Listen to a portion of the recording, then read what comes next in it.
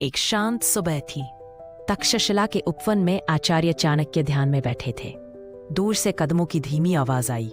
चंद्रगुप्त आया, थका हुआ, चेहरे पर भारीपन, आंखों में अनकही बात। चाणक्य ने आंखें खोली और बोले, पुत्र, भार शरीर पर नहीं, मन पर दिखता है। आज मन पर क्या बोझ है? चंद्रगुप्त बोला, गुरुदेव, मैं सबको समझने की कोशिश करता हूँ, पर लोग मुझे ही गलत समझ लेते हैं। सोचता हूँ सब बातें कह दूं, मन हल्का कर लूं। चाणक्य मुस्कुराए, यही भूल हजारों कर चुके हैं। मन हल्का होता नहीं, कमजोर हो जाता है, और दुनिया कमजोरों को ढांढस नहीं बंधाती, उन्हें चुनौती समझती है।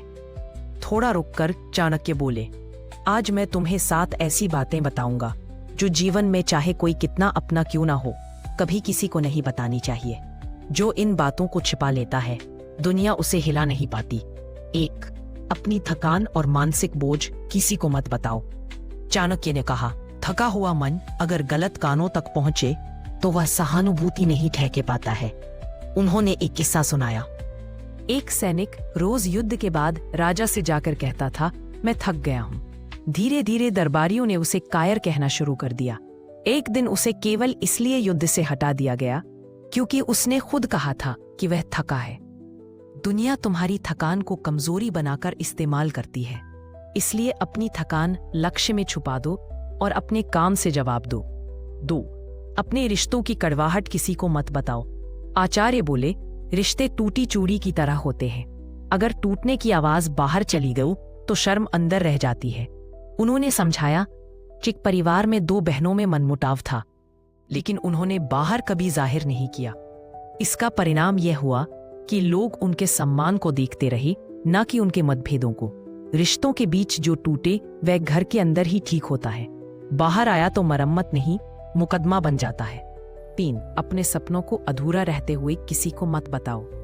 चाणक्य ने एक बीज उठाया। बीज अगर मिट्टी से निकाला जाए तो पेड़ नहीं बनता। सपने भी ऐसे ही होते हैं। उन्होंने एक कहानी सुनाई। एक युवक ने कहा, मैं एक दिन महान व्यापारी बनूंगा। उसके मित्रों ने मजाक उड़ाया, उसे छोटा महसूस करवाया। युवक का आत्मविश्वास टूट गया और उसका सपना भी। सपनों की रक्षा तब तक चुप्पी करती है जब तक वे हकीकत नहीं बन जाते।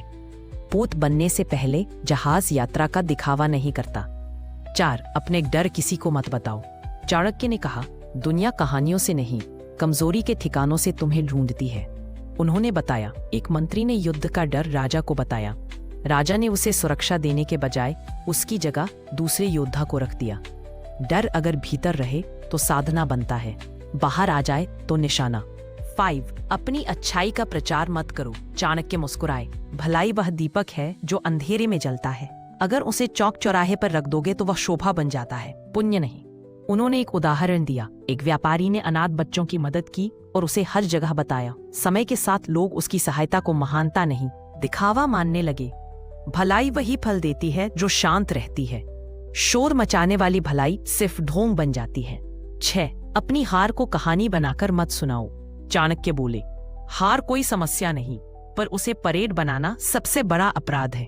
उन्होंने एक योद्धा की बात बताई। वह हर जगह जाकर कहता, मैं हार गया, मुझे छल किया गया।